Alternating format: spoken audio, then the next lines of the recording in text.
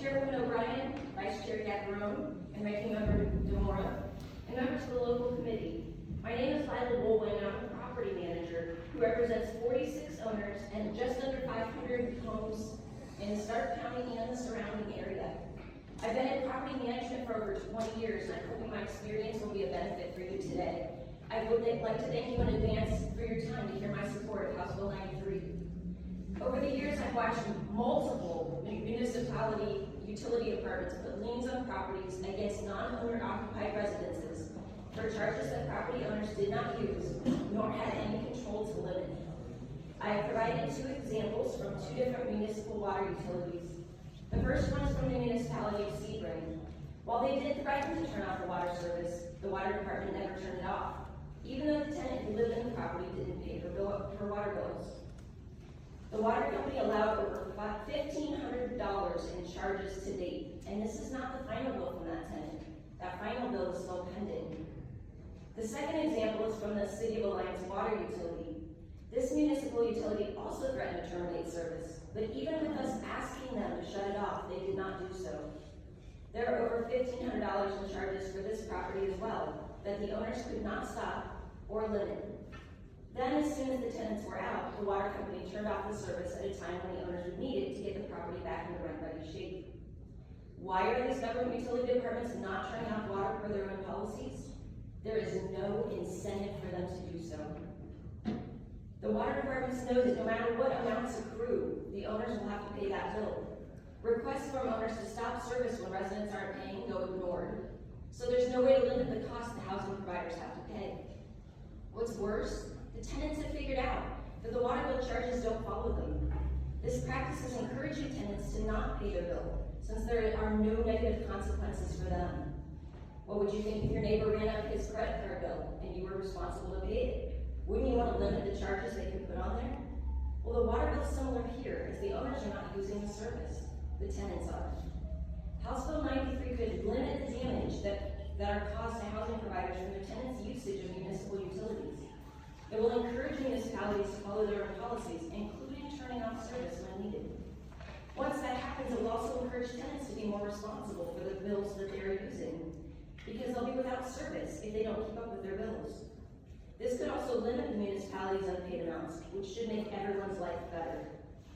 Chairwoman O'Brien and members of the committee, thank you for your time and allowing me to testify in support of House Bill 93. If you have any questions for me, I'd be happy to take them at this time. Thank you for your testimony. Are there any questions from the committee? Senator Moore.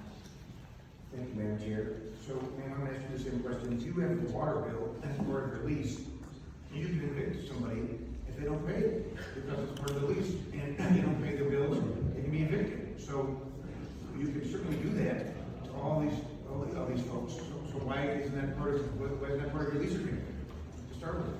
The lease does say that tenants are responsible for the water bill, and they should be. But we don't, as a housing provider, we don't have the control to turn off their water, and if we do so, it's actually illegal.